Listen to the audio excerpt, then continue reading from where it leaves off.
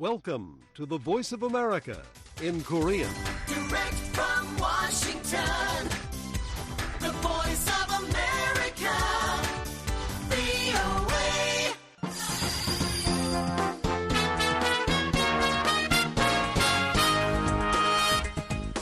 여러분 안녕하십니까? 여기는 미국의 수도 워싱턴에서 보내드리는 VOA 방송입니다. 지금부터 VOA 저녁 방송을 시작하겠습니다. VOA 방송은 매일 새벽 2시부터 3시까지, 그리고 매일 아침 4시부터 6시까지, 또 저녁 8시부터 자정까지 3차례 보내드립니다. VOA 방송은 객관적이고 공정하며 포괄적인 한반도와 미국 그리고 세계 소식과 함께 각종 정보와 교양, 오락 등 다양한 프로그램을 전해드리고 있습니다.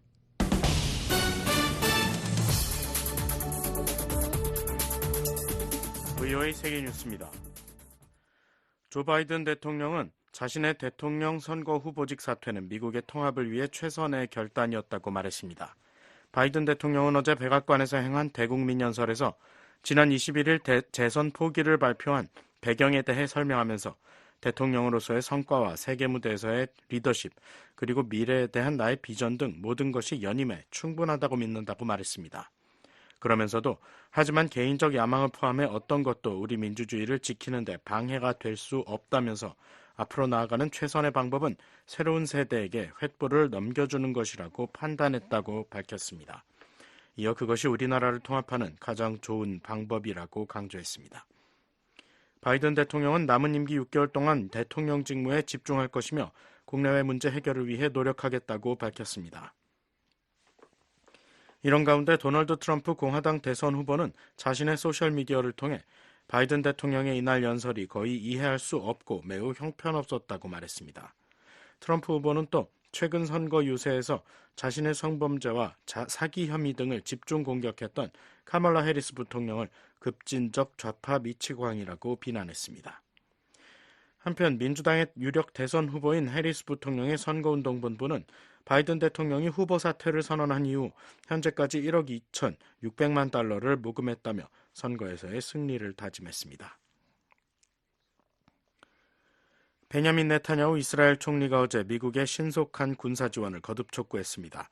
미국을 방문 중인 네타냐후 총리는 이날 미 의회 상하원 합동회의 연설에서 미국의 신속한 군사 지원은 가자지구 전쟁 종식을 극적으로 앞당기고 중동에서 더 광범위한 전쟁이 일어나는 일을 막는 데 도움이 될 것이라며 이같이 말했습니다.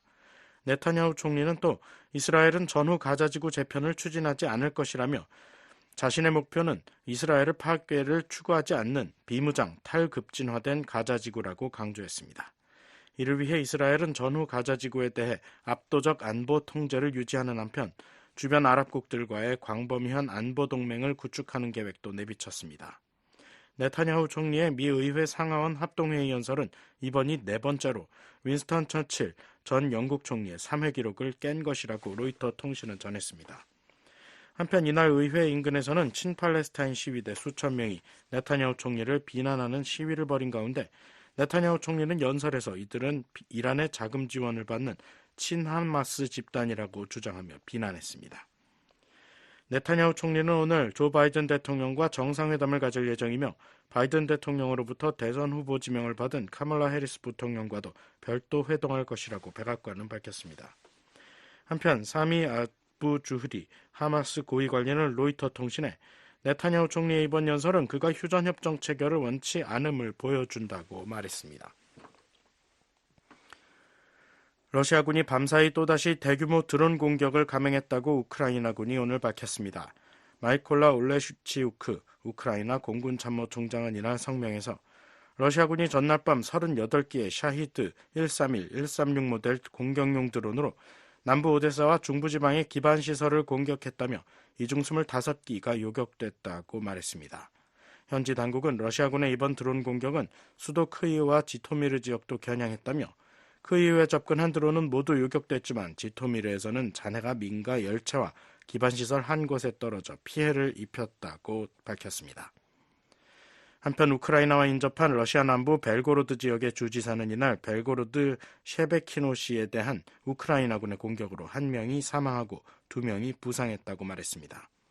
우크라이나와 러시아는 우크라이나 도네츠크 동부와 오데사 남부, 하르키우 북부 등지에서 교전을 계속하고 있으며 러시아는 드론과 미사일을 동원해 크이우 등 우크라이나 영토 곳곳에 공격을 시도해왔습니다. 러시아와 중국의 전략폭격기 편대가 어제 미국 서부 알래스카 인근에 출현했다고 북미 항공우주방위사령부 노라드가 밝혔습니다. 노라드는 이날 보도자료에서 알래스카 방공식별구역에서 작전 중인 러시아의 투폴레프 95 2대와 중국의 홍6 2대를 포착해 추적하고 차단했다고 전했습니다. 방공식별구역은 한 국가가 영공방위를 위해 국제관행상 영공경계로부터 일정한 거리에 설정한 공역으로 해당국은 진입항공기의 식별, 통제 조치 등을 취할 수 있습니다. 러시아와 중국의 전략폭격기 편대들은 미국, 캐나다의 노라드 소속 전투기들에 의해 차단됐으며 미국, 캐나다 영공에 진입하진 않았다고 노라드는 설명했습니다. VOA 세계뉴스 김시영입니다.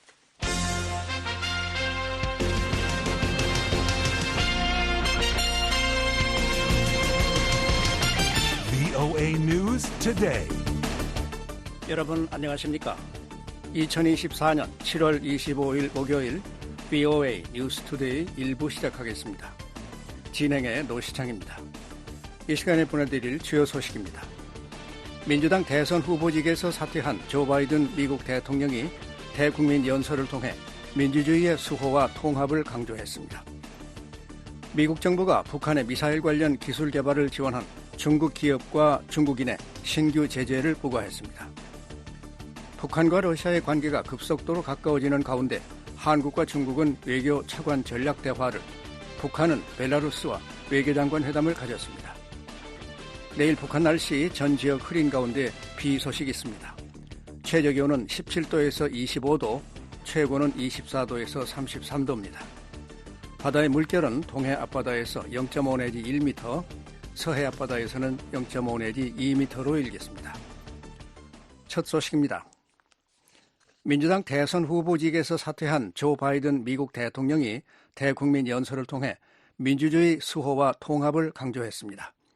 앞으로 대통령 직무에 집중하면서 우크라이나 전쟁과 중국 문제 등을 해결하겠다는 의지도 밝혔습니다. 후보직 사퇴의 결정을 민주주의 수호와 연결짓는 역사적 선례를 만들었다는 평가와 트럼프 전 대통령에게 새로운 공격거리를 제공했다는 진단이 나옵니다. 함지하 기자가 보도합니다. 바이든 대통령이 24일 국민들에게 대통령 재선 도전 포기 결정에 대해 설명했습니다.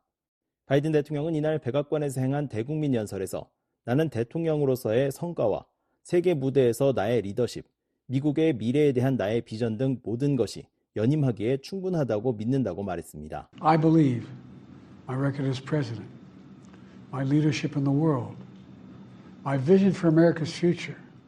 이어 하지만 개인적인 야망을 포함해 그 어떤 것도 우리의 민주주의를 지키는 데 방해가 될 수 없다면서 따라서 나는 앞으로 나아가는 최선의 방법은 새로운 세대에게 횃불을 넘겨주는 것이라고 판단했다고 밝혔습니다.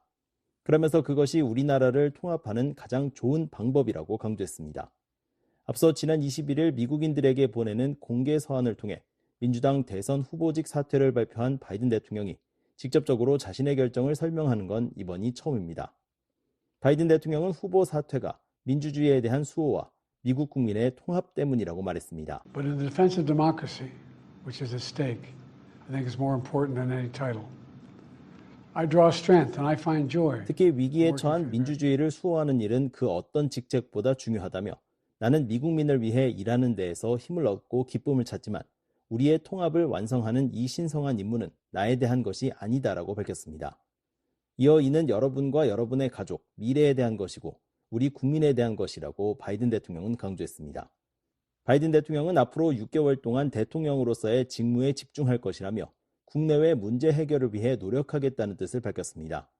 또한 미국이 강하고 안전하며 자유세계의 리더로 남을 수 있도록 계속 노력할 것이라면서 나는 금세기 들어 미국 국민에게 미국이 세계 어느 곳에서도 전쟁을 하지 않고 있다고 보고한 최초의 대통령이라고 말했습니다. I will keep working to ensure America remains strong, secure, and the leader of the free world. I'm the first 이어 president 우리는 of this 푸틴의 우크라이나 장악을 막기 위해 자랑스러운 국가들의 연합을 계속 결집할 것이라며 북대서양 조약기구 나토는 역사상 그 어느 때보다 더 강하고 강력하며 단결된 모습으로 유지할 것이라고 강조했습니다. 그러면서 태평양의 동맹을 위해서도 계속 그렇게 할 것이라고 바이든 대통령은 말했습니다. 바이든 대통령은 내가 취임했을 때만 해도 중국이 필연적으로 미국을 추월할 것이라는 통념이 지배적이었지만 이제는 더 이상 그렇지 않다며 중국 문제를 해결하겠다는 의지도 밝혔습니다. 그 밖에 가자지구에서 벌어지고 있는 전쟁의 종식과 각국에서 부당하게 붙들린 미국인 수감자 귀환 등을 남은 임기 동안 집중할 분야로 꼽았습니다. 자신이 민주당 대선 후보로 지지한 카멀라 해리스 부통령에 대한 응원도 잊지 않았습니다. 바이든 대통령은 불과 몇 개월 후면 미국인들은 미국의 미래를 선택하게 된다며 나는 선택을 했고 내 견해를 밝혔다고 말했습니다. 이어 나는 우리의 위대한 부통령 카멀라 해리스에게 감사하고 싶다며 해리스 부통령이 경험이 많고 강인하며 유능하다고 강조했습니다. Just a few months, the American people will choose the course of America's future. I made my choice. 또한 나에게 놀라운 파트너이자 우리나라의 리더였다며 이제 선택은 미국 국민 여러분에게 달려있다고 덧붙였습니다. 이날 바이든 대통령의 연설은 미국 동부 시각으로 오후 8시에 시작됐으며 미국의 주요 방송사들은 이를 생중계했습니다. 국승민 미시간 주립대 정치학과 교수는 바이든 대통령의 이날 연설에 대해 연임이 가능했던 대통령이 그것을 스스로 포기한다는 점을 국민에게 직접 설명한다는 점에서 그 자체로 역사적인 연설로 남을 것이라고 평가했습니다. I thought it was a historic speech. There haven't been many presidents who were able to run for 바이든 대통령이 자신의 후보 사퇴 결정을 민주주의 수호와 당의 단결력 강화를 위한 결정이라는 구도를 만들어 미국 국민에게 설명하려는 시도를 한 것이 인상적이고 흥미로웠다는 겁니다. 특히 향후 또 다른 인기 없는 후보가 나올 경우 정당 내에서 후보직에서 물러나라는 압력이 있을 수 있다는 점에서 흥미로운 선례로 남을 수 있다는 점도 이유로 들었습니다.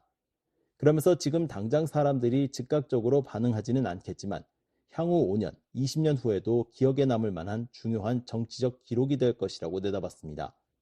국 교수는 또 이번 연설에서 바이든 대통령이 민주당의 상대 후보인 도널드 트럼프 전 대통령에 대한 직접적인 언급을 하진 않았지만 다른 사람을 선택해서 그를 막아야 한다는 메시지를 주려 한 것으로 풀이했습니다. There was no direct mentioning of Trump, but the whole subtext of 그러면서 바이든 대통령 연설에 대한 반응은 당파에 따라 나뉠 것이라며 민주당은 이를 애국적인 결정이자 바이든의 애국심을 보여주는 연설로 볼 것이라고 관측했습니다. 반면 바버라 페리 버지니아대 정치학과 교수는 공화당과 트럼프 전 대통령의 입장에서는 바이든 대통령의 이번 연설을 혹평할 것이라고 말했습니다. He will complain about Joe Biden's presidency. He will say exactly what he was saying in Pennsylvania before he was shot. 페리 교수는 트럼프 전 대통령과 공화당은 바이든 대통령이 제시한 그동안의 성과를 인정하지 않을 것이며 남은 임기 6개월 동안의 비전으로 제시한 과제에 대해서도 동의하지 않는다고 지적했습니다. 공화당은 바이든 대통령의 후보 사퇴 이후 줄곧 후보직에 적합하지 않다면 대통령직도 즉시 사임해야 한다고 주장해왔다는 것입니다. 그러면서 트럼프 전 대통령은 바이든의 대통령직에 대해 불평할 것이라며 역사상 그 어느 때보다 상황이 나쁘고 바이든은 역대 최악의 대통령이라는 지금까지의 주장을 되풀이할 것으로 전망했습니다. 페리 교수는 재선 도전을 포기한 바이든 대통령이 이번 연설에서 밝힌 것처럼 남은 임기 동안 미국의 경제가 힘을 잃지 않고 권력의 공백 현상이 생기지 않도록 잘 관리하는 것이 중요하다고 지적했습니다. Bush said toward the end of his second term, when he knew he wouldn't be carrying on after that, he wasn't up for re-election anymore. 페리 교수는 조지 W. 부시 전 대통령이 자신의 두 번째 임기 말 더 이상 연임에 도전하지 않지만 우리는 결승선까지 질주할 것이라고 참모들에게 말했던 내용을 인용하면서 바이든 대통령도 아직 외교와 경제 분야에서 해야 할 일이 남았다고 말했습니다. 그러면서 연임 도전에 나서지 않는 현직 대통령으로서 레임덕에 빠지지 않도록 하는 것이 중요한 과제가 될 것이라고 지적했습니다. VOA 뉴스 함지아입니다. 미국 정부가 북한의 미사일 관련 기술 개발을 지원한 중국 기업과 중국인의 신규 제재를 부과했습니다. 제재 회피에 대응하며 제재 이행 노력을 강화하겠다는 미국의 의지를 강조하는 조치라고 밝혔습니다. 조상진 기자가 보도합니다. 미 재무부 해외자산통제실이 24일 북한의 탄도미사일 및 우주 프로그램을 지원하는 물품 조달에 관여한 6명의 중국인과 중국 소재 5개 기업을 제재한다고 발표했습니다. 해외자산통제실은 이날 보도자료를 통해 이같이 밝히고 이번 조치는 북한 미사일 개발 지원 혐의로 지난해 6월 이미 제재 대상에 오른 북한 제2자연과학원 대표 최철민과의 거래에 연루된 중국의 기관과 개인을 겨냥해 이뤄졌다고 설명했습니다. 이번에 제재 대상에 오른 중국 국적자는 시첸페이와 첸텐신, 시안후이, 두지아신, 왕동량, 한대지안 등 6명입니다. 해외자산통제실은 중국 장수성에 거주하는 사업가 시첸페이를 최철민의 핵심 조력자로 지목했습니다. 시첸페이가 최철민과 협력해 북한 미사일 생산에 사용되는 것으로 알려진 금속판을 포함한 다양한 품목을 조달했다는 겁니다. 이어 지난해 말 북한의 우주 및 위성 프로그램을 지원하기 위한 것으로 보이는 물품 구입을 포함해 최철민의 전자기기 조달 요청도 이행했다고 밝혔습니다.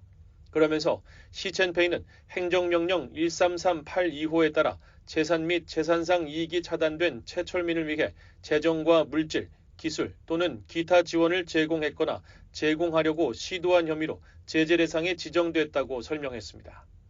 또 시첸페이의 아내 첸텐신 역시 최철민의 사업 파트너로서 최철민을 위한 조달 활동에 관여했으며 시첸페이의 아버지 시안후이와 시첸페이의 회사 직원인 두지아신, 왕동량도 북한의 조달 작업을 도왔다고 지적했습니다. 아울러 시첸페이의 협력업체 대표인 한대지안도 지난해 말 최철민을 지원하기 위한 금속 합금 조달 요청을 이행한 혐의로 제재 대상에 올랐다고 덧붙였습니다. 이날 해외자산통제실로부터 제재 대상으로 지목된 중국 기업 5곳은 모두 이들이 운영하는 회사들로 첸텐신이 대표로 있는 베이징 산순다 전자 과학기술 유한회사와 베이징 징화 치디 전자기술 유한회사, 시안우이가 대표로 있는 치동헝청 전자공장, 선전시 민웰전자 유한회사, 한대지안이 대표로 있는 금속 합금 시트 공급업체 이다통 텐진 금속재료 유한회사입니다. 해외자산통제실은 북한의 탄도미사일 및 우주 프로그램은 국내에서 생산할 수 없는 외국산 자재와 부품에 의존하고 있다고 지적했습니다. 이어 이러한 자재와 부품을 조달하기 위해 북한은 외교공관이나 무역사무소에서 근무하는 공무원과 제3국 국적자를 포함한 광범위한 해외 조달 네트워크를 활용하고 있다고 판단했습니다. 또한 북한은 탄도미사일 및 무기 생산을 지원하기 위해 외국계 기업을 활용해 물품을 구매한다면서 이 회사들은 물품을 통합하고 재포장해 북한으로 배송하며 물품의 제조 및 유통업체로부터 실제 최종 사용자를 숨긴다고 지적했습니다. 해외자산통제실은 또 이번 조치가 북한의 탄도미사일 기술을 이용한 지속적인 발사와 대러 미사일 제공 등 다수의 유엔 안보리 결의에 대한 위반에 따른 것이라는 점도 강조했습니다. 그러면서 오늘 조치는 관련 유엔 안보리 결의가 여전히 유효하다는 점을 재확인하고 제재 회피에 대응하며 이행 노력을 강화하겠다는 미국의 의지를 거듭 강조하는 것이라고 밝혔습니다. 이번 조치에 따라 제재 대상에 오른 중국 국적자 및 기업과 연계된 미국 내 모든 자산은 동결되며 미국인 등이 이들과 거래하는 행위도 금지됩니다. 미국 정부가 의미하는 미국인에는 시민권자와 영주권자는 물론 미국에 거주하는 외국인과 외국 기업도 포함됩니다. 브라이언 넷슨 재무부 테러 금융범죄 담당 차관은 보도자료에서 북한이 유엔 제재를 위반하면서 탄도미사일 기술을 계속 개발하고 확산하는 것은 영내와 국제사회 모두의 무책임하고 불안정을 초래하는 행위라고 말했습니다. 그러면서 미국은 이러한 기술의 핵심 요소를 제공하는 불법 조달 네트워크를 방해하고 이러한 활동을 가능하게 하려는 이들에게 책임을 묻는 등 국제 제재를 집행하기 위해 우리의 도구를 사용하는 데 전념하고 있다고 강조했습니다. 국무부도 이날 매튜 밀러 대변인 명의의 성명을 통해 재무부에 제재 부과 소식을 전했습니다. 그러면서 미국은 북한의 불법 대량 살상 무기 및 탄도미사일 프로그램과 영내를 불안정하게 만들고 러시아의 우크라이나에 대한 이유 없고 부당한 전쟁을 가능하게 하는 무분별한 무기 확산을 지원하는 네트워크를 폭로하고 교란하기 위해 모든 가용 수단을 사용할 것을 약속한다고 강조했습니다. 제재 전문가인 앤서니 루지에로 민주주의 수호재단 선임연구원은 24일 VOA와의 전화통화에서 북한 탄도미사일 개발을 돕는 중국인 조력자들을 제재한 것은 양국 모두에게 경종을 울리는 메시지가 될 것이라고 평가했습니다. We have a circumstance where, North Korea needs items that for their programs. 전 백악관 국가안보회의 NSC 북한 담당 국장을 지낸 루지에로 선임연구원은 북한은 자신들의 프로그램 진전을 위해 필요한 물품을 외부에서 조달해야 하는 상황이라고 지적했습니다. 이어 이를 완전히 차단하거나 직접적으로 막는 것은 쉽지 않기 때문에 행정부는 간접적으로 영향을 미칠 수 있는 방법에 대한 고민을 통해 북한과 중국 모두가 다른 결정을 내리도록 강제하는 수단을 강구해야 한다고 지적했습니다. 루지에로 선임연구원은 미국 정부의 제재가 더욱 강력한 효과를 거두기 위해서는 북한으로 들어오는 물품을 겨냥하는 것이 아닌 북한의 돈줄이나 유통 경로를 옥죄는 방식이 돼야 한다고 제언했습니다. The fact that we're not targeting North Korea's revenue, we're not targeting North Korea getting the items coming back into North Korea is the problem. 그러면서 제재가 상징적인 조치에 머물지 않기 위해서는 북한을 돕는 제재 회피자들을 쫓는 것이 최우선 순위가 돼야 한다고 강조했습니다. BOA는 워싱턴 주재 중국 대사관에 중국인과 중국 기업에 대한 이번 제재에 대한 논평을 요청하고 답변을 기다리고 있습니다. 앞서 마오닝 외교부 대변인이 지난해 3월 4일 정례 브리핑에서 중국 정부가 안보리의 대북 제재와 관련한 의무를 다하고 있다고 말했습니다. 마오닝 대변인은 중국의 유엔 안보리 대북 제재 동참을 촉구한 윤석열 한국 대통령의 발언과 관련한 질문에 중국은 마땅히 다해야 할 국제 의무를 성실히 이행 중이라고 답했습니다. 그러면서 안보리의 북한 관련 결의는 제재 조항만 있는 것이 아니며 대화 지지, 인도적 지원, 제재 완화의 가역 조항도 있다며 안보리의 북한 관련 결의에 대해 전면적이고 정확하게 이해하고 집행해야 한다고 말했습니다. BOA 뉴스 조상진입니다.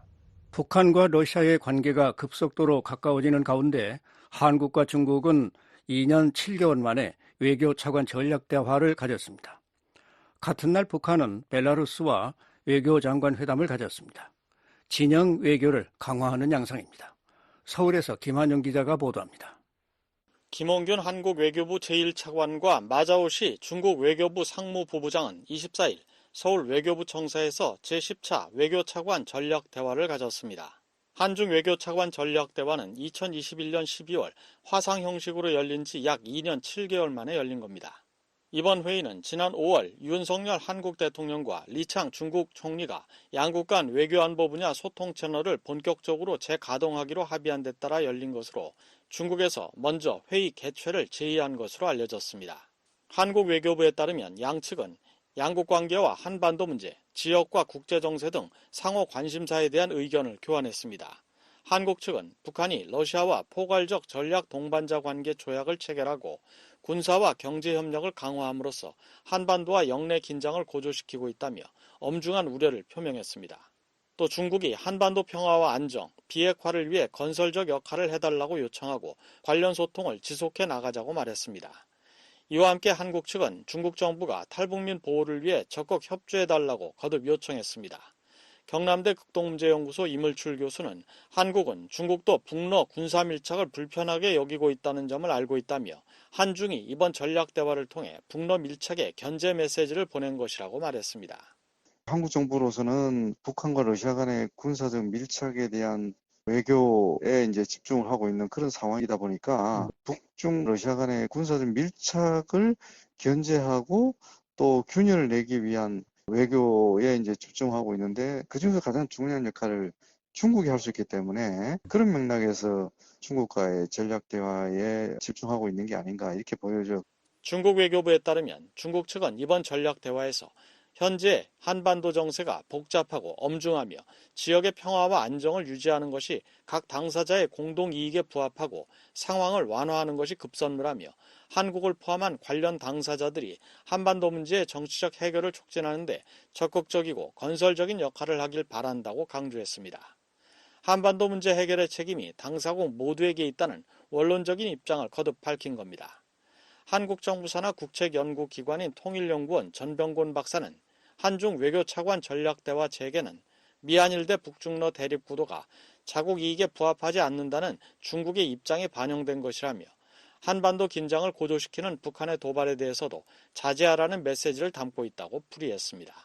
북한의 도발이 지속되고 한반도에서 긴장이 조성되거나 뭐 더 큰 분쟁이나 이런 것들이 일어나는 것이 중국한테 국익에 부합하지 않고 또 그것이 빌미가 돼서 한미동맹이나 한미 안보협력이 더 강화되는 그런 현상이 생기는 것에 대해서 중국은 좋아하지는 않습니다. 그래서 북한이 도발을 좀 자제할 수 있도록 이렇게 할 수 있는 그런 점에서는 그것도 하나의 건설적인 역할에 포함될 수 있다고 보여지고요. 중국 측은 또 전략대화에서 중한은 모두 경제 세계화의 수혜자로 보호무역주의와 디커플링을 공동으로 반대하고 경제 문제의 정치화와 안보화를 저지해 양국 생산 공급망의 안정적이고 원활한 흐름을 보장하고 국제 자유무역 시스템을 유지해야 한다고 말했습니다. 중국 측은 이와 함께 타이완과 남중국해 등 중국 핵심 이익과 관련된 관심사에 대해 하나의 중국 원칙에 입각한 엄정한 입장을 표명하기도 했습니다. 미중 패권 경쟁 과정에서 미국과 경제안보 협력을 강화하고 있는 한국의 태도를 완화시키려는 의도라는 관측입니다. 이물출 교수는 중국이 자국 경제 의존도가 상대적으로 높은 한국을 적절하게 관리하면서 한미일 안보협력과 한미 군사동맹을 약화시키려는 게 이런 전략대화에 능동적으로 임하는 주요한 이유라고 진단했습니다. 한편 최선희 북한 외무상은 북한을 방문 중인 막심 리젠코프 벨라루스 외교장관과 24일 만수대 의사당에서 회담을 가졌다고 대외관용 조선중앙통신이 25일 보도했습니다. 조선중앙통신은 회담에서 양측이 전통적인 친선협조 관계를 가일층 강화 발전시켜 나가기 위한 문제를 논의했다고 전했습니다. 아울러 상호 관심사인 지역과 국제 정세들에 대한 심도 있는 의견 교환이 진행됐다고 밝혔습니다. 북한과 벨라루스가 모두 러시아와 가까운 사이인 만큼 최근 러시아, 우크라이나 전황 등에 대한 이야기를 나눴을 것이라는 관측입니다. 조선중앙통신은 또 리젠코프 장관이 24일 윤정호 대외경제상과도 담화를 가졌다고 전했습니다. 벨라루스 벨타통신은 리젠코프 장관이 윤 대외경제상을 만나 식량안보, 교육, 보건 등 유엔 안전보장이사회 결의에 제한받지 않는 분야의 양자 경제협력 발전 방안에 주목했다고 보도했습니다. 하지만 벨라루스가 과거 대북제재 결의를 위반하고 북한 노동자를 받아들인 경험이 있는 것으로 알려진 만큼 이번 만남에서도 북한 노동자의 벨라루스 파견과 관련한 논의가 이루어졌을 가능성이 제기됩니다. 알렉산드르 루카센코 대통령이 지난 1994년부터 장기 집권하고 있는 벨라루스는 대표적인 칠러 국가입니다. 지난 4월엔 예브게니 세스타코프 벨라루스 외무차관이 평양을 방문해 임천일 외무성 부상과 만나 고위급 접촉을 강화하고 경제와 문화 분야에서 협력하기로 했습니다. 이런 동향은 러시아와 벨라루스, 북한 3국의 연대 강화를 위한 것이라는 관측이 나옵니다. 지난해 9월 루카센코 대통령은 블라디미르 푸틴 러시아 대통령과의 회담에서 러시아, 벨라루스, 북한 3국의 협력 방안을 고려할 수 있음을 시사하기도 했습니다. 통일부 당국자는 25일 이번 벨라루스 외교장관의 방북은 처음으로 보인다며 향후 동향에 대해선 국제사회가 지켜봐야 할 것이라고 말했습니다. 박원곤 이화여대 북한학과 교수는 러시아의 지원 아래 북한이 진영 외교를 강화하고 있다고 말했습니다. 벨라루스는 전혀 독립성이 있다고 보지 않고 러시아의 거의 위성국가 수준이니까 그래도 북한의 입장에서는 이런 진영을 계속 구축하는 노력이 필요하니까 연속상에서 봐야 되는데 러시아만으로 진영이 구축되는 게 아니지 않습니까? 통일연구원 조한범 박사는 북한과 벨라루스 간 이딴 고위급 접촉은 경제 군사적 실리 측면보다는 북한이 추구하는 이른바 신냉전 외교 차원의 상징성이 크다며 북한은 향후 중앙아시아의 칠러 국가들과도 관계를 강화하는 움직임을 보일 가능성이 있다고 말했습니다. 서울에서 VOA 뉴스 김환용입니다. 주한미군은 현재 실시 중인 미한 공중연합훈련이 방어적 성격의 훈련이라는 입장을 밝혔습니다. 미한 양국을 방어할 의무를 이행하기 위한 준비태세 유지에 전념하고 있다는 점도 강조했습니다. 김시영 기자가 보도합니다. 주한미군은 24일 우리의 미한 연합훈련들은 사전에 계획되고 오랫동안 지속되어온 정례적인 훈련이며 순수하게 방어적인 성격이라고 밝혔습니다. 주한미군 김은총 공보관은 이번 미한 공중연합훈련이 북한의 쓰레기 풍선 살포와 이에 대응한 한국군의 대북 확성기 방송 재개 등 최근 한반도 상황과 연관이 있느냐는 VOA의 질문에 이같이 답했습니다. 그러면서 미한 연합훈련들이 미국과 한국의 안보 모두를 지원한다고 덧붙였습니다. 이어 주한미군은 어떠한 위협이나 적으로부터도 미한 양국의 국토를 보호하고 방어할 의무를 이행하기 위한 준비태세의 유지에 전념하고 있다고 강조했습니다. 앞서 한국 공군은 23일 관련 보도자료에서 공군은 7월 23일부터 8월 8일까지 미 해병대 FA-18 호넷, F-35B와 한국의 KF-16, FA-50, F-15K 등이 참가한 가운데 동맹 내 전투기 특성 이해 및 연합작전 수행 능력 향상 도모를 위한 연합공중훈련을 실시한다고 밝혔습니다. 미 국방부는 국방영상정보 배포 서비스를 통해 이번 훈련을 위해 지난 12일 수원 공군기지에 도착한 미 제2해병항공단 예하 31 해병기동단 224 전천후 공격비행대대 소속 FA-18 편대의 한반도 전개 목적이 한국군 및 연합군과 함께 준비태세 기준과 치명성을 높이는 데 있다고 설명했습니다. 미국과 한국군은 지난달 17일에도 한반도 일대에서 미군의 최신의 특수전용 중무장 항공기 AC-130J 고스트라이더가 참여한 가운데 한국군 전투기들과 함께 근접 항공 지원을 비롯한 연합공중훈련을 실시하는 등 정기적으로 연합훈련을 실시하고 있습니다. 한미연합사 작전참모 출신의 데이비드 맥스웰 아태전략센터 부대표는 자유의 방패 훈련이 실시된 지난 3월 VOA와의 전화통화에서 이 훈련이 방어적 성격이라는 점을 강조했습니다. 맥스웰 부대표는 북한은 한국을 적이라고 밝혔고 한국을 공격할 수 있는 핵과 미사일 역량, 첨단 군사력을 개발하고 있다면서 자유의 방패 훈련은 북한의 공격으로부터 한국을 지키기 위한 방어 훈련이라고 강조했습니다. North Korea has stated that South Korea is the enemy. It is developing nuclear capabilities, missile 한편 미 capabilities. 제7공군 대변인은 지난 18일 보도자료를 통해 밝혔던 군산 미 공군기지 소속 F-16 전투기 9대 오산기지 이전 배치가 최근의 한반도 상황과는 무관하다고 밝혔습니다.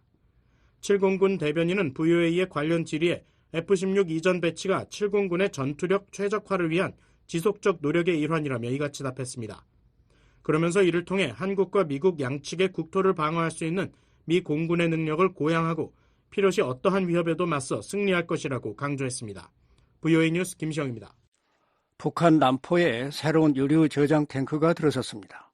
주변엔 또 다른 탱크 건설 공사가 한창인데 유엔의 제재를 받고 있는 북한이 유류 저장 시설을 꾸준히 확충하는 배경이 주목됩니다. 함지하 기자가 보도합니다. 북한 남포의 유류시설 밀집 지역에 새로운 유류탱크가 등장했습니다. 플랜랩스가 최근 이 일대를 촬영한 위성사진에는 유류탱크 지대의 남쪽 한 지점에 새롭게 들어선 유류탱크가 보입니다. 지름은 약 25m, 위성사진만으로 정확한 높이를 알 수는 없지만 주변 다른 탱크와 유사한 모양인 점으로 볼 때 10에서 20m 정도로 추정됩니다. 앞서 북한은 지난 2020년 지름 18m짜리 유류탱크 2개를 가운데에 두고 남쪽과 북쪽 공터에 각각 2개씩의 원형 부지를 조성한 바 있습니다. 이후 3년 넘게 방치된 이들 부지는 올해 초 이 중 남쪽 부지 한 곳에 탱크가 들어서며 변화가 생겼습니다. 그리고 이번에 북쪽 부지 2곳 중 한 곳에서 유류탱크가 올라선 장면이 확인된 것입니다. 현재 북쪽과 남쪽의 남은 부지에서도 공사 흔적이 발견돼 조만간 추가로 2개의 탱크가 더 들어설 가능성이 있습니다. 최근 몇 년 사이 이 일대엔 유류탱크 여러 개가 신설됐습니다. 지난 2022년 초엔 지름 23m, 높이 10m 안팎으로 추정되는 새로운 탱크가 완공됐습니다. 이어 같은 해 11월엔 지름 30m의 탱크가 발견됐으며 2023년 5월엔 바로 옆 부지에 지름 12에서 15m의 탱크 2개가 신설된 것으로 나타났습니다. 또 2023년 10월엔 북부지대 유류탱크 3개가 들어선 모습이 위성사진에 찍혔습니다. 이처럼 북한이 이 일대의 유류 저장 시설을 꾸준히 확충하면서 2018년까지 약 20개였던 유류탱크는 이번에 새롭게 발견된 것을 합쳐 모두 36개가 됐습니다. 현재 공사가 진행 중인 탱크를 합치면 조만간 40개에 육박할 전망입니다. 북한이 유류탱크를 확충하는 정확한 배경은 알 수 없습니다. 그러나 과거 전문가들은 유엔 안보리 제재에 막혀 정상적인 유류 수입이 어렵게 된 북한이 불법 환적 등으로 확보한 유류의 비축 역량을 늘리려는 게 아니냐는 의혹을 제기한 바 있습니다. 유엔 안보리는 지난 2017년 채택한 대북결의 2397호를 통해 북한이 반입할 수 있는 휘발유 등 정제유 양을 연간 50만 배럴로 제한했습니다. 그러나 존 커비 백악관 국가안보소통보좌관은 지난 5월 브리핑에서 러시아가 올해 북한에 제공한 정제유 양이 이미 유엔 안보리가 정한 한도를 넘었다고 지적했습니다. In March alone, Russia shipped more than 165,000 barrels of refined petroleum to the DPR. 특히 지난 3월에만 러시아가 북한에 16만 5천 배럴이 넘는 정제유를 보냈다며 구체적인 수치를 공개했습니다. 이와는 별도로 BOA는 플래닛랩스의 위성사진 자료를 분석해 남포 유류 항구에 매월 최소 7척의 유조선이 입항한 사실을 확인했습니다. 이처럼 북한에 반입된 정제유 양은 올해 초 일찌감치 그 한도를 넘겼지만 유조선의 입항은 최근에도 계속되고 있습니다. 남아프리카 공화국 해군 대령 출신으로 유엔 안보리 대북제재위원회 전문가 패널에서 활동한 닐 와츠 전 위원은 지난 5월 BOA와의 전화통화에서 연간 한도를 초과하는 모든 이전은 불법으로 간주돼야 한다고 지적했습니다. Any transfer above the cap should be considered illegal, and it's just further evidence. 이어 안보리 상임이사국 5개 나라가 안보리, 특히 대북제재 1718위원회에서 합의를 이루지 못하는 만큼 더 이상의 제재는 불가능해 보인다면서 미국 등 같은 생각을 가진 나라가 독자 제재 등의 수단을 활용해야 한다고 조언했습니다. BOA 뉴스 함지아입니다. 최근 존엄, 희망, 자유를 위한 워싱턴 선언을 발표한 탈북 청년들이 북한 주민들의 인권 증진을 위해 끝까지 투쟁할 것이라고 밝혔습니다. 미국 전문가들은 북한 정권의 탄압에 맞서기 위해 노력하는 탈북민들의 결속력이 커지고 있음을 보여준다고 평가했습니다. 김영권 기자가 보도합니다. 다양한 전문직에 종사하는 탈북 청년 10명이 22일과 23일 워싱턴에서 개최된 여러 북한 인권 행사를 통해 존엄, 희망, 자유를 위한 워싱턴 선언을 발표했습니다. 탈북 청년들은 선언문을 통해 우리는 독재와 민주주의를 모두 경험한 사람들로서 개인의 자유와 인권을 억압하는 모든 세력을 단호히 배격한다며 북한 독재 정권의 조직적인 반인륜적 모든 행위와 이를 정당화하는 지속적이고 체계적인 세뇌 교육을 강력히 규탄한다고 밝혔습니다. 그러면서 북한 인권의 대중화와 국제연대를 통한 지속 가능한 운동을 위해 탈북민 각자의 전문 분야에서 일상적으로 북한 인권 운동을 전개할 것이라고 강조했습니다. 선언문은 문화 콘텐츠를 통한 북한 인권의 대중적 공감을 만들고 젊고 전문성을 겸비한 공동체를 구성하며 북한 주민의 자결권 증진을 위한 다양한 방안을 고안해 실행에 옮기고 국제사회 활동가들과 연대할 것이란 내용이 담겼습니다. 워싱턴 선언을 공동 주도한 이성주 조지 메이슨대 방문연구원은 23일 BOA에 탈북 청년들이 서울에서 여러 차례 회의를 통해 각자의 비전을 나누면서 선언문을 꼼꼼하게 준비했다고 말했습니다. 사실 저는 이 선언문이 북한 사람들에게는 희망이 되었으면 좋겠고요. 북한 사람들이 자기 스스로 empowerment, 즉 자결권을 우리도 갖출 수가 있구나라는 그런 희망 메시지가 됐으면 좋겠고요. 그리고 북한 정부에는, 북한 정권에게는 우리가 있는 한 북한의 인권은 잊혀지지 않는다. 그리고 우리가 반드시 그 인권과 자유와 그리고 존엄이 북한 사람들의 이러한 가치들이 쟁취될 때까지 우리가 늘 함께하고 싸우겠다라는 그런 메시지를 주기 위해서 이 자리에 왔습니다. 이 연구운동 탈북 청년들은 선언문을 한국의 옛 일제 강점기 때 일본의 한국인 유학생들이 주도해 추후 3.1운동에 이바지했던 2.8 독립선언에 비유했습니다. 2월 8일 날에 한국 유학생들이 독립선언문을 초안을 썼거든요. 그게 3.1운동 33인이 모여서 3.1운동 선언문을 쓴 거에 기여를 했고요. 그리고 그 3.1운동 선언문이 저희 임시정부와 그리고 저희 대한민국 최초 헌법에 들어가 있어요. 그래서 저희가 이 선언문을 여기에서 끝나는 것이 아니라 저희가 매년 이번에는 워싱턴 데클러레이션이면요. 다음번에는 서울 데클레이션, 그 다음엔 도쿄 데클레이션, 그 다음에는 런던 데클레이션, 베를린 데클레이션, 파리 데클레이션 저희가 전 세계에 다니면서 이런 선언을 할 거거든요. 워싱턴 선언은 한국에서 예술가, 언론인, IT 기업인, 소셜 인플루언서, 시민사회단체 대표 등 다양한 분야에 종사하는 탈북 청년들이 동참했습니다. 지난달 유엔 안보리가 개최한 북한인권회의에서 발언했던 김금혁 씨는 자유세계에 사는 탈북 청년들이 북한에서 반동사상문화 배격법, 청년교양보장법, 평양문화보호법 등 이른바 3대 악법으로 어느 때보다 고통받는 북한의 젊은 세대를 대변하는 목적도 있다고 말했습니다.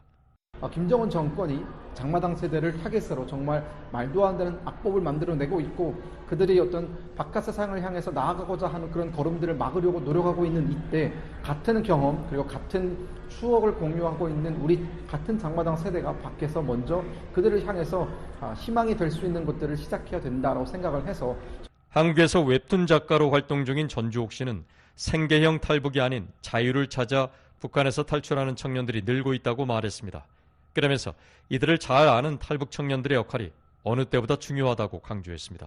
장마당을 통해서 생존해 왔기 때문에 자본에 대한 인식과 태도도 다르고 어떻게 하면 내가 살아갈지도 스스로 결정할 수 있는 능력을 어느 정도 가지고 있고요.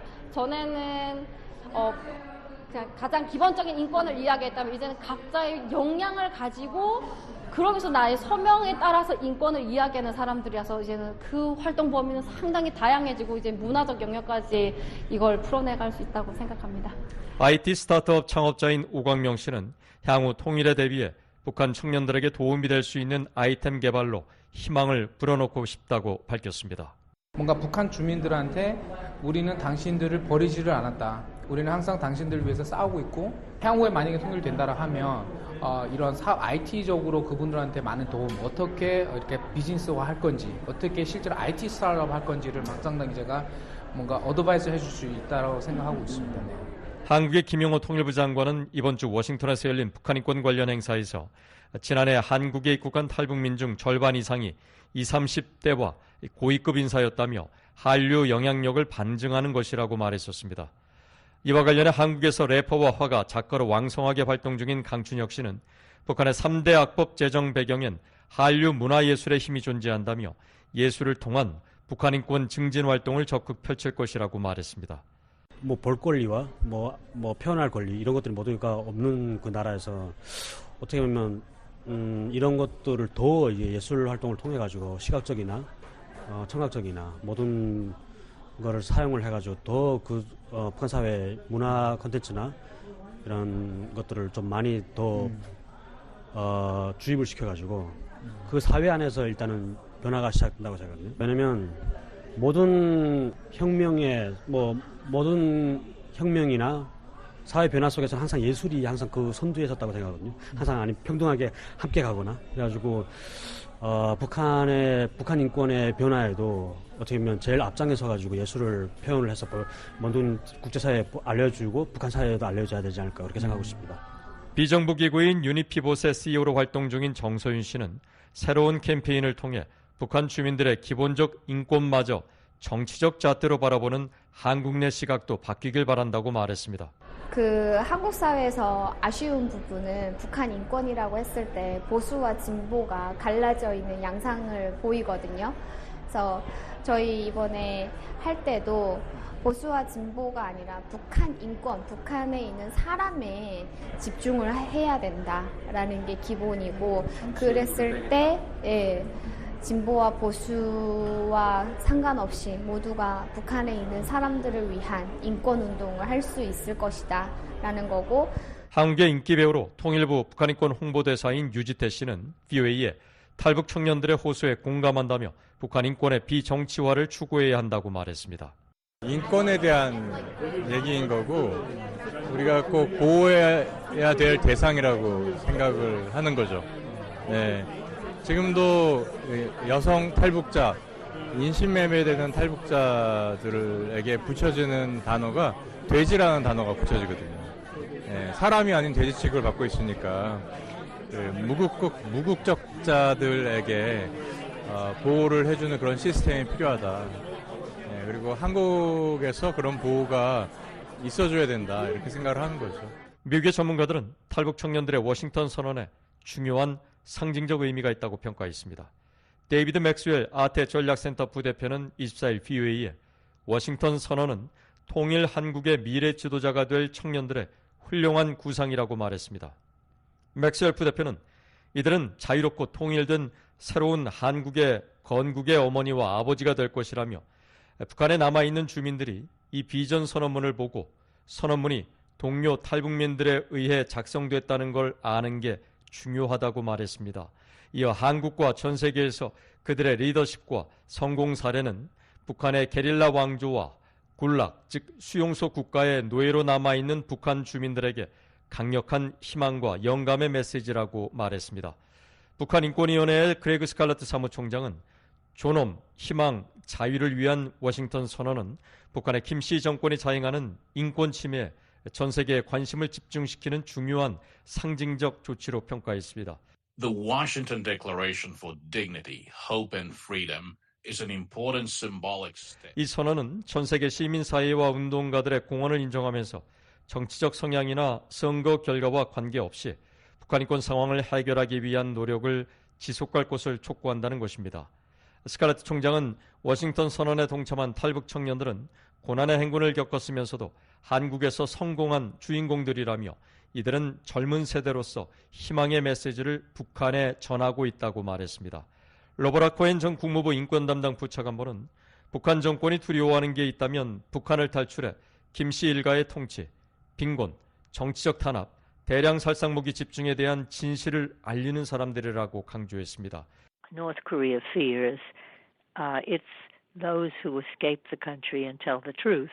그러면서 이 선언은 자신의 이야기를 전할 뿐 아니라 손을 잡고 북한 주민들과 직접 대화하며 북한 김씨 정권의 탄압에 맞서기 위해 노력하는 탈북민들의 결속력이 향상되고 있음을 보여준다고 말했습니다. VOA 뉴스 김영권입니다. 미국과 한국이 이미 다양한 분야에서 우주 협력을 진행하고 있다고 미 항공우주국 나사의 팸 멜로이 부국장이 밝혔습니다.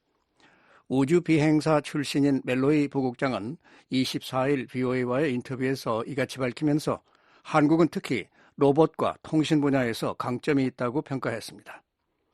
멜로이 부국장은 나사의 향후 유인 화성 탐사 계획에 한국도 참여할 것으로 본다고 말했습니다. 1994년 나사 우주 비행사 후보로 선정돼 3차례 우주에 다녀온 미국의 대표적인 우주인이자 나사 우주 왕복선을 지휘하는 2명의 여성 사령관 중 1명인 멜로이 부국장을 이재훈 기자가 인터뷰했습니다. 한국 방문 중 우주 탐사 및 개발 협력과 관련해 어떤 논의들이 오갔습니까? It's really an honor to visit the Republic of Korea and have the first bilateral engagement between NASA and the 한국을 방문해 나사와 한국의 우주항공청 간 첫 번째 양자회담을 갖게 돼 정말 영광이었습니다. 나사는 한국항공우주연구원 및 한국천문연구원과 오랜 관계를 맺고 프로젝트를 진행해왔습니다. 한국의 달 탐사 궤도선은 이미 나사와 협력하고 있는데요. 이는 오픈 사이언스 및 과학 데이터 공유에 대한 한국의 의지를 보여줍니다. 정말 멋지고 감사한 일입니다. 한국이 소위 프런트도어라고 불리는 다른 우주기관과 교류할 수 있는 공간을 갖게 된 건 큰 진전이라고 생각합니다. 이를 통해 협력의 폭을 넓히고 깊이를 심화할 수 있습니다. 한국이 이렇게 한 걸음 더 나아간 것에 대해 매우 기쁘게 생각합니다. 구체적으로 한국은 나사의 유인달 탐사 프로젝트인 아르테미스에 어떤 기여를 할 수 있습니까? We have goals, we have objectives, we have a vision for how to leverage learning the moon to go on to Mars. 우리는 목표가 있습니다. 달 탐사를 화성으로 가는데 어떻게 활용할 것인지에 대한 비전이 있습니다. 다음 질문은 한국이 무엇을 달성하려고 하느냐는 건데요. 저는 보통 기술 전략이나 실제로 한국이 아주 잘하는 일을 살펴보는 것을 추천합니다. 한국이 경제 및 기술 강국이라는 점은 전 세계 모든 사람들이 알고 있습니다. 한국은 특히 로봇 통신 분야에서 강합니다. 우리가 지구에서 필요로 하는 모든 것은 우주에서도 필요한데요. 이런 강점을 활용해 우주에서 작동할 수 있는 것으로 전환하는 것이 더 쉬울 수 있습니다. 따라서 한국과 나사의 과학 협력은 매우 강력한 겁니다. 한국은 로봇공학과 통신 등 여러 분야의 아키텍처에서 많은 도움을 제공할 수 있다고 생각합니다. 한국과 협력의 예로는 어떤 것이 있을까요? We should also take a look at some of the less tangible things. Korea is, 가시적이지 않은 부분도 살펴봐야 한다고 생각합니다. 아시다시피 한국은 아시아에서 경제적으로 매우 중요한 국가입니다. 앞을 내다볼 때 저희는 국제 파트너십에 많이 집중하고 있는데요. 한국은 우주 외교 및 관계 강화에 있어 영내에서 역할을 할 수도 있다고 생각합니다. 또 미국과 한국의 국방협력은 수십 년 전 한국전쟁으로 거슬러 올라가는데요. 이와 관련해 공유할 수 있는 산업 기반도 있다고 생각합니다. 중요한 것은 한국이 무엇을 선택하고 앞으로 우주 커뮤니티에서 어떤 비전을 선택할지에 달려있다고 봅니다. 많은 국가가 틈새 시장을 개척해 이것이 바로 자신들이 알려질 분야라고 말하면 나머지 국가들은 그 전문성을 얻기 위해 그들에게 갑니다. 한국이 나사의 달 유인 탐사 프로젝트에 우주 비행사를 보내는 방안도 논의되고 있나요? First, we have to figure out what areas we want to collaborate in. Let me just share with you how this works. NASA 먼저 어떤 분야에서 협업하고 싶은지부터 파악해야 합니다. 나사는 운송 시스템을 갖추고 있고 당연히 좌석은 많지 않습니다. 이것이 아키텍처의 핵심 부분인데요. 우리는 사람들을 수송하는 데 필요한 것과 거의 동등한 기여를 제공하는 파트너십을 찾고 있습니다. 나사는 최근 일본과 협약을 체결했는데 일본이 가압식 로버를 제공하고 달 표면에서 10년간 이에 대한 운영과 유지 및 보수를 맡기로 했습니다. 그리고 그 협력의 결과로 우리는 2명의 우주 비행사를 달 표면에 내려보내기로 합의했습니다. 이런 순서로 진행돼야 한다는 겁니다. 먼저 무엇을 할 것인지 파악한 다음에 아키텍처에 얼마나 크게 기여할 것인지 이해돼야 합니다. 일본과 같은 나라에 비하면 한국은 상대적으로 우주에서는 후발주자인데요. 아직은 우주정거장도 없고 우주에 사람을 보낸 적도 없습니다. 한국이 우주 영역에서 우위를 점하려면 어떤 조치를 해나가야 할까요? I do think that there are a few things that I think will be important in the near term for CASA. 한국우주항공청에 단기적으로 중요하다고 생각하는 몇 가지 사항이 있는데요. 하나는 업계의 요구에 귀를 기울이는 겁니다. 이는 산업을 성장시키는 데 있어 매우 중요하고 한국 경제에 큰 변화를 불러올 수 있는 부분이라고 생각합니다. 민간 우주협력과 관련해 한국이 다른 나라에 비해 조금 늦은 건 사실입니다. 하지만 한국은 엄청난 경제력과 기술력을 가지고 있습니다. 비즈니스 관점에서 보면 도약 옵션을 찾을 수 있다는 의미입니다. 우주정거장이 필요하지 않을 수도 있습니다. 달로 바로 갈 수도 있습니다. 다른 기회들이 있다는 겁니다. 그래서 지금은 한국이 과거를 바라볼 때가 아니라고 생각합니다. 미래를 내다보며 열린 기회가 어디에 있는지 살펴보고 지금 투자의 10년 후 리더십을 확보해야 할 때입니다. 나사의 유인달 탐사 프로젝트 아르테미스의 궁극적인 목표는 화성으로 가는 건데요. 나사의 향후 유인 화성 탐사 계획에 한국도 참여할 것으로 보십니까? Absolutely. I think there's a very strong potential for that. I think, it's just such a deep relationship for so many, many years. 물론이죠. 그럴 가능성이 매우 높다고 생각합니다. 이것은 지정학적으로도 우리에게 중요한 일입니다. 나사와 한국우주항공청뿐만 아니라 미국과 한국이 함께 하는 겁니다. 장기 프로그램이고 매우 강력합니다. 우리는 화성에만 관심이 있는 건 아닙니다. 우리는 청사진을 만들어 인간의 지속적인 존재와 평화로운 탐사 그리고 태양계의 책임 있는 탐사를 위해 달에서 연습한 것을 화성에서 증명하려고 노력하고 있습니다. 따라서 이것은 단순히 화성을 향한 발걸음이 아닙니다. 태양계를 넘어 그 너머의 목적지를 향한 발걸음입니다. 우리 자신과 우주에서 우리의 위치, 지구와 태양계의 발전에 대한 이해, 그리고 어쩌면 생명체 발견에 관한 겁니다. 따라서 이것은 우리에게 놓여질 수 있는 가장 웅장한 노력 중 하나입니다. 민주적 원칙과 투명성에 동의하고 신뢰할 수 있는 파트너인 우리와 같은 생각을 가진 파트너와 함께 인류로서 이 일을 하는 것이 매우 중요합니다. 평화로운 우주 개발이라는 측면에서 나사와 한국의 어떤 협력을 기대하시나요?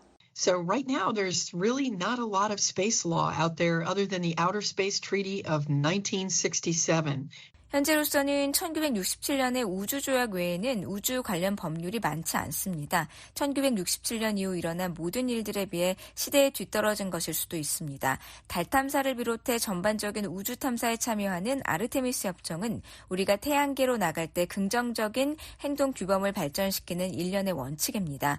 물론 한국은 아르테미스 협정에 서명하고 아르테미스 협정 서명국 워크숍과 토론에 참여해 과학적 협력을 기반으로 평화로운 행동 규범을 어떻게 확장하고 구축할 수 있는지에 대해 논의함으로써 정책 리더십을 보여줬습니다. 한국은 이미 그런 협력을 하고 있는 겁니다. 많은 돈을 들이지 않고도 우주 정책의 리더가 될 수 있습니다. 한국은 그 길을 잘 가고 있습니다.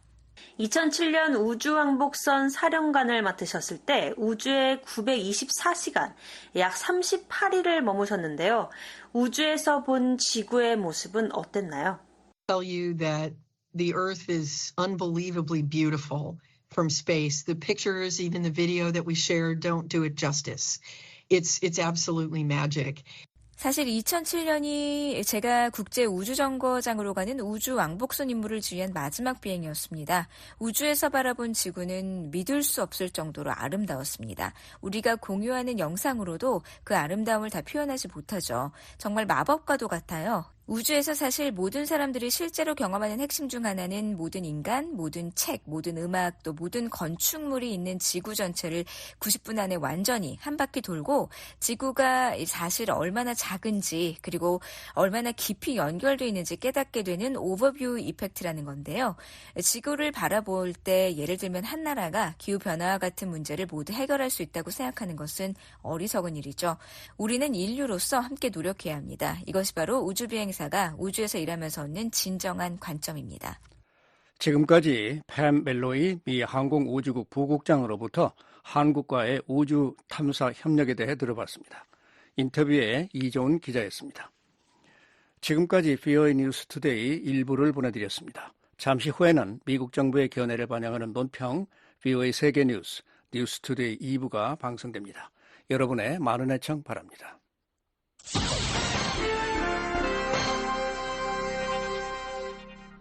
미국 정부의 견해를 반영하는 논평입니다. 미국의 로이드 오스틴 국방장관은 최근 중동의 지속적인 평화 문제를 논의하기 위해 이스라엘의 요아브 갈란트 국방장관을 만났습니다. 한 가지 주요 관심사는 레바논에 있는 헤즈볼라 테러 조직에 대한 지원을 포함해 이란의 불안정한 활동이었습니다. 오스틴 국방장관은 나는 레바논 헤즈볼라로부터 이스라엘의 북쪽에 대한 로켓 공격의 증가와 최근의 긴장 고조에 대해 크게 우려하고 있다고 말했습니다. Hezbollah's rocket attacks means more suffering for the more than 60,000 Israelis now displaced from their homes and for tens of 오스틴 thousands. 국방장관은 헤즈볼라의 로켓 공격은 현재 집을 떠난 6만 명 이상의 이스라엘 사람들과 수만 명의 레바논 난민들에게 더 많은 고통을 의미한다고 말했습니다.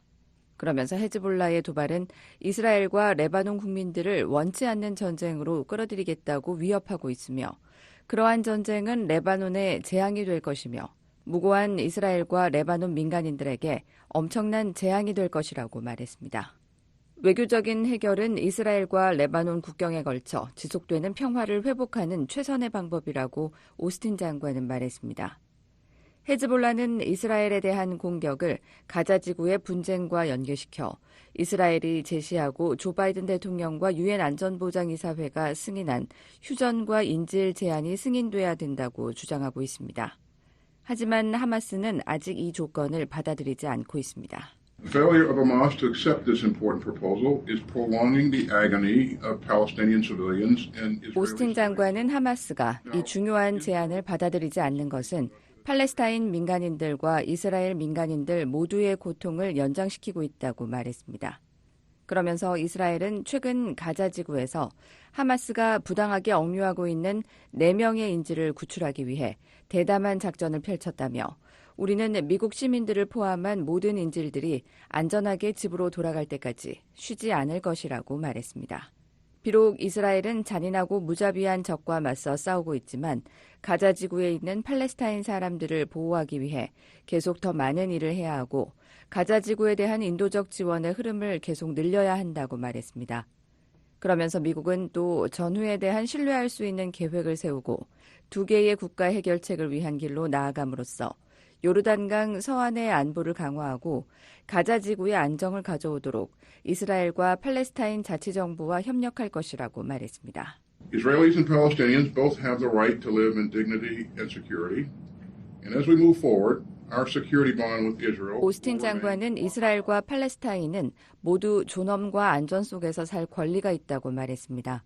그러면서 우리가 앞으로 나아갈 때 우리와 이스라엘과의 안보 유대는 굳건히 유지될 것이라고 말했습니다. 미국은 중동 지역의 인명 보호를 우선시할 것이며 이스라엘과 긴밀히 협력해 이 지역에서 갈등이 확대되지 않도록 노력할 것입니다. 미국 정부의 견해를 반영한 논평이었습니다. 이에 대해 의견이 있으신 분은 편지나 팩스, 전자메일을 보내주시기 바랍니다. 주소는 Voice of America, 약자로 VOA를 쓰신 뒤 코리안 서비스, 주소 330 Independence Avenue, SW, 워싱턴 DC 20237 USA입니다. 전자메일은 korean@voanews.com으로 보내주시기 바랍니다.